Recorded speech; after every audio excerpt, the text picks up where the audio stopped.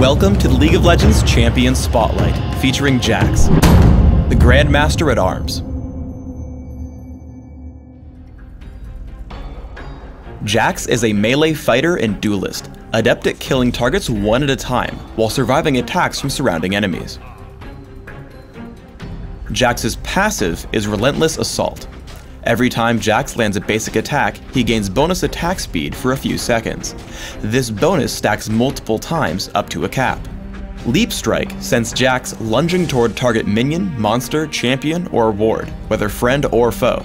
If the target is an enemy, Jax will also damage it.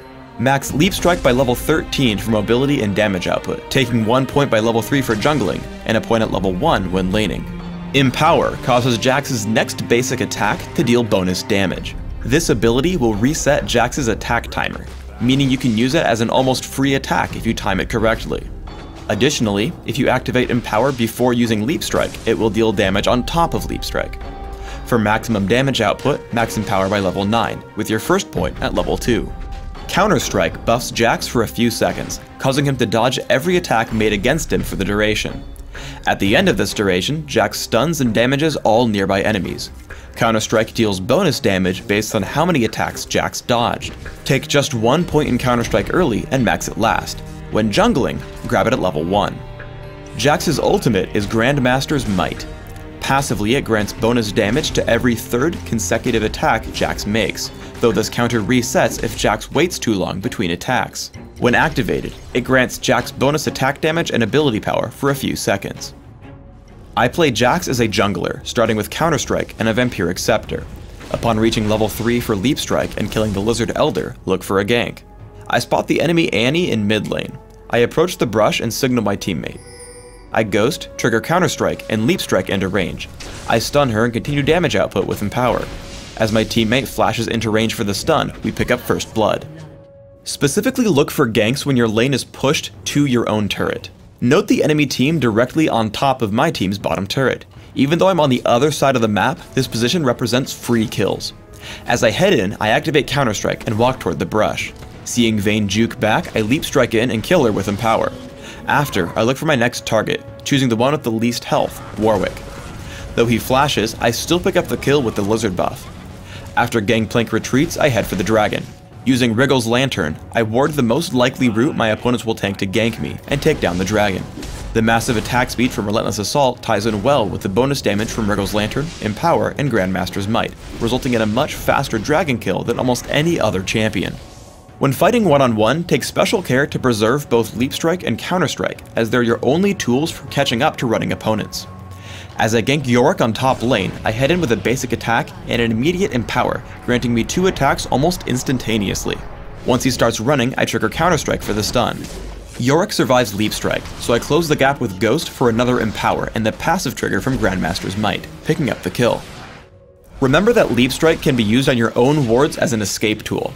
As a teamfight erupts, both Warwick and Gangplank target me for their ultimates. While I'm certain to die normally, I drop a Sight Ward and leave Cannon Barrage with Leap Strike. As they're still chasing me, I activate Counter Strike to mitigate some more damage. Since they just won't give up, I drop a second ward over the wall toward Baron Nashor, Leap Strike to it, and just barely escape with under 100 health. In teamfights, try not to go in first, as you're more useful as a damage source than an initiator. Warwick and Yorick jump our Annie, so I Leap Strike in and start pummeling them. After grabbing 2 kills, I move toward the most important target of the fight, Vayne. Between Leap Strike and Ghost, I keep up with her, forcing her to run as my team cleans up the rest of the fight. Despite Condemn, I take her down inside her base, forcing her teammates away and allowing my team to switch focus to the enemy nexus. When fighting over capture points in Dominion, focus on killing enemy defenders and let your teammates do the capturing. As we fight over the Boneyard, I activate Counter Strike and immediately jump Lee Sin with Leap Strike and Empower, taking him down extremely quickly. Now 4 versus 1, I head for Leona. My aggression pushes her away while Karma starts to capture. Leona turns to interrupt Karma, but simply turns into an easy kill, giving us clean control over the point. Jax's ability set makes him one of the game's top duelists. I pick a fight with Tryndamere.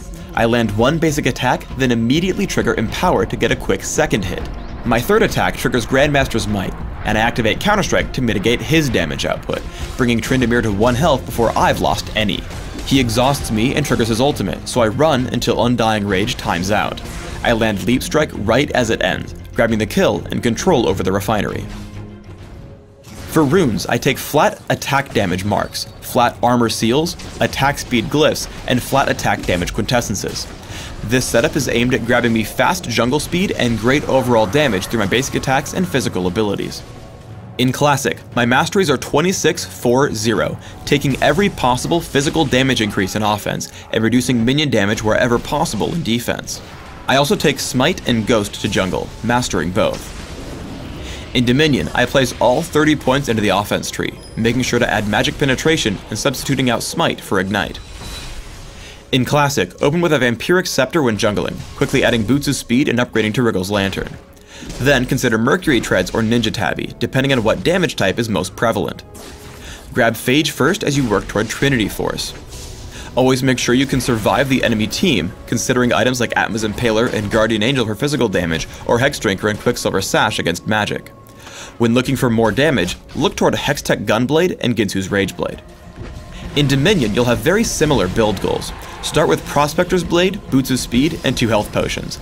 Choose either Ninja Tabby or Mercury Treads based on damage threats.